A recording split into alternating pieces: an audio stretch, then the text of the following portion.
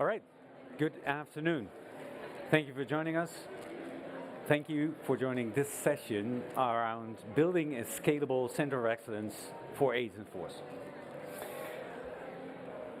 Before we start, always only base your buying decisions based on what is available now, generally available. You know the drill.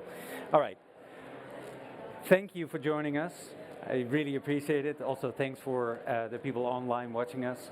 And I hope the next 20 minutes is going to be insightful and helpful for you to understand better what Agentforce governance is about. All right. Without further ado, my name is AJ Kramer. I'm a Salesforce CTA, and I'm Senior Director for Digital Transformation with Professional Services. And handing over to Jude Imwe. There we go. Thank you, AJ. Hi, everyone.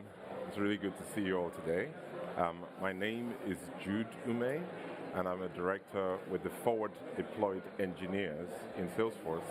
And I'm totally delighted to talk about this topic because architecture is making a comeback.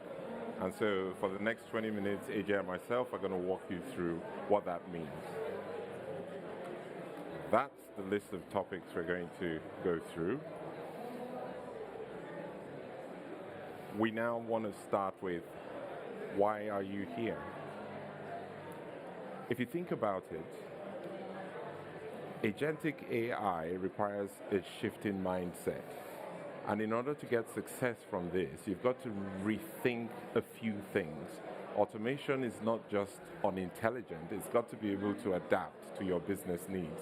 And therefore, what we're finding in Salesforce is that there are actually certain factors that really come into play to make this work well for our customers.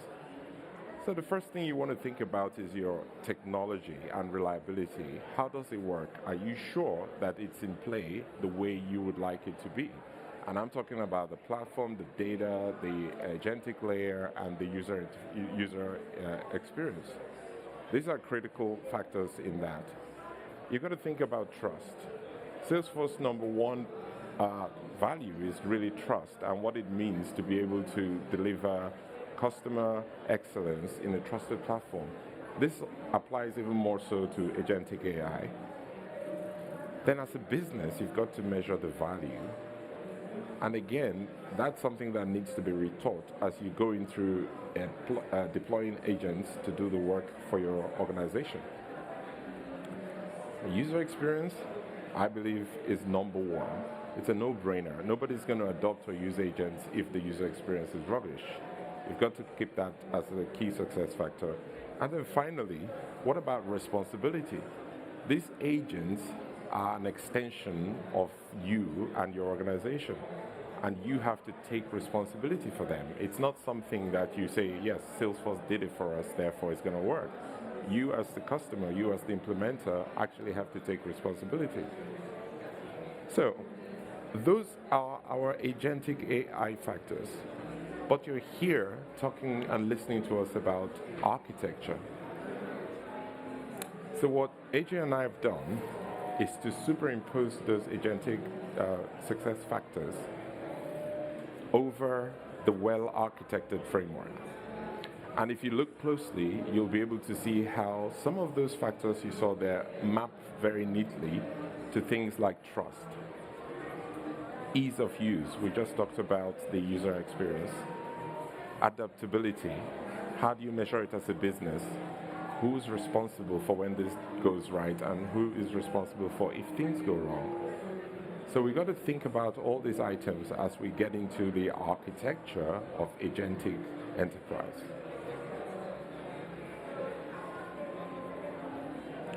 Last year, we ran a survey. We asked our respondents, Salesforce Research did, what leads people to trust agents? What are those trust factors that people need in order to be comfortable with the AI agents they deploy? And here are some of the findings.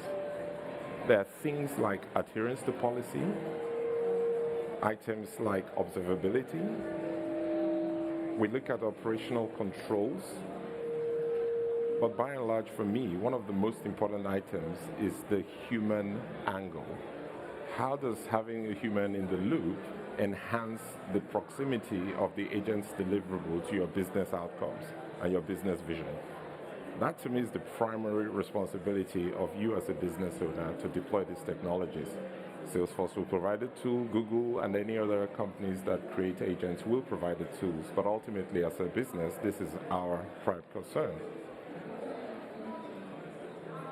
So, off the back of those observations, we've got about 6 different pillars that talk about the agentic center of excellence. And if you look at this, what you have are items that we'll go through in the next couple of slides, which start to pull out the salient points that needs to be taken into consideration as you develop your architecture. So forward on this, I like the notion of technology best practice. How do you make sure that the use of the technology components are done in the best way possible? How do you leverage the learning of others? So Salesforce Research will come up with some concepts and ideas which then get turned by product into actual features in our product. But then we get to deploy it. And in each step, there's a lot of learning that comes into play. Best practice is key for that. Of course, trust is there, as well as strategy and operations.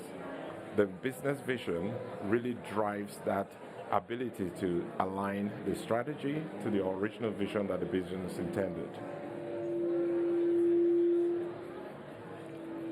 And each of these pillars have this critical role that they need to play. Because we're human beings in a human and AI system, enablement and training is actually core to this stuff. As much as the capabilities your agents deliver for you are increasing and enhancing your business, the ability of your users to define the outcomes that are required in a responsible way are absolutely critical to how this works. So, with that, I'd like to hand over to my colleague to talk about how to do this in an center of excellence. Over to you, AJ. Cool. Thanks, Jude. Thanks, Jude, for introducing us into what those pillars are, what the Agentforce Center of Excellence entails. Before we look at how you actually get there and how you actually deploy such a Center of Excellence within your organization, let's talk a bit about the definition of the Center of Excellence, right? Eventually, it's about the people within your organization that get together, business and IT side, and eventually how they operate, the expertise, the best practices that may be there already or that they establish, the support that is provided, and in this case, in the specific domain of Agentforce. And it's about sharing knowledge, establishing a skill base and continue to develop that skill around, in this case, Agentforce. And finally, putting the governance and the cadences that go with that to maintain it within your organization in a structured and sustainable way in place. So if that's the definition, let's look at how you, step by step, actually establish such a capability within your organization. First off, it starts with commitment, right? Driven from the need and the understanding that it is necessary within your organization to establish the governance to make a success out of Agentforce and establish those success factors that Jude showed you. That type of commitment will help you drive this type of commitment within the organization, right? The establishment of the Agentforce Center of Excellence. Then step 2 is about what is the operating model? How are the people, the roles that are necessary in the Center of Excellence operating together eventually to drive the governance for Agentforce? What is the communication? What are the operational processes between them? How many times will they come together? In which particular formats will they come together? And then the next step is the actual execution. in the projects that you execute around Agentforce, and using those to further fine-tune how the actual center of excellence should operate within your organization. It's about establishing templates, it's defining assets, defining architecture patterns that will then become the ground for all of your Agentforce solutions to be built on. Right, out of that, step 4, you start to reap the benefits of the defined patterns and assets that you have, and use the successes out of the projects that you are driving that way to actually advocate or evangelize why you are doing the Center of Excellence and why it's also important for other initiatives to actually come under the governance of the Center of Excellence. And then you will start to see the adoption of best practices across the organization out of that. People start to see, hey, this is actually important for us to get on the bandwagon. And the adoption through, again, the evangelism, but also the training and the upskilling that you're doing within the organization, defining an agent roadmap, not doing things in isolation, but starting to combine Agentforce initiatives across. That will help drive those best practices within the organization. And finally, you also want to measure the success of the Agentforce implementation that you're doing, leveraging the observability options that are added to the Agentforce platform, obviously, but also wider, right? How do people actually leverage this functionality in combination with the other functionality in your Salesforce implementation? And that will drive continuous improvement of the Center of Excellence as a loop, constantly adapting, also given the changes that are happening on a very rapid basis to Agentforce. All right.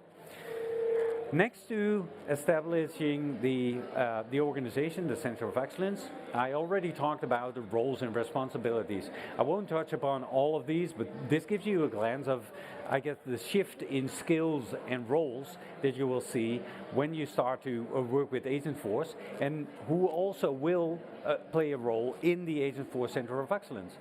So, for example, the AI architect, right? The role is not only about, okay, what is the integration pattern, or what is the data model that I'm using, or what is the security model. Now all of a sudden, the architect also needs to start defining a strategy around how will agents be componentized, right?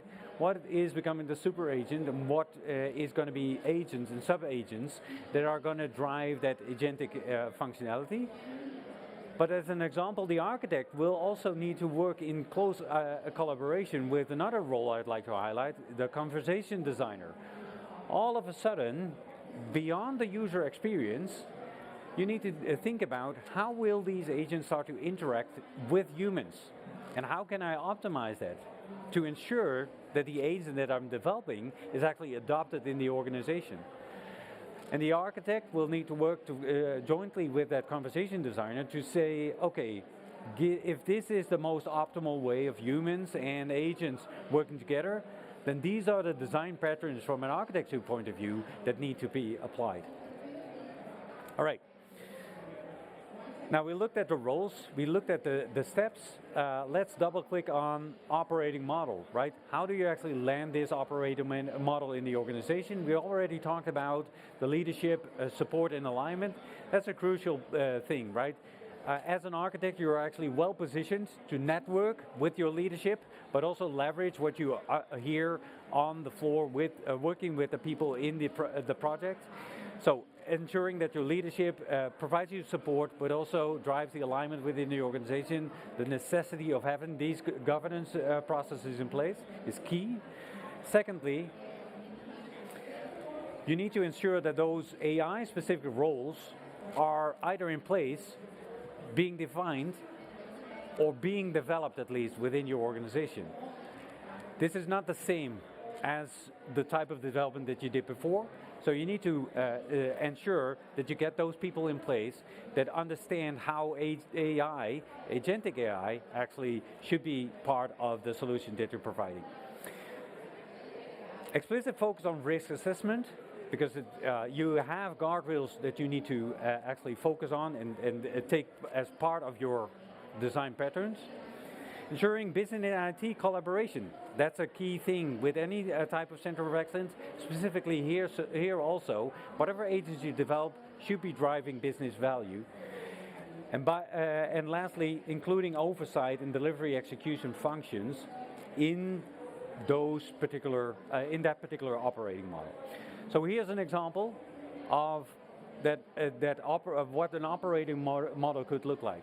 Again, leadership, ownership of the center of excellence, the day-to-day operations of the center of excellence, but then also the three pillars: AI architecture, responsible AI, and training and enablement, ensuring you upskill people. And finally, the actual execution in the business units that are adopting Agentforce. All right. Take us home, Jude. Thank you.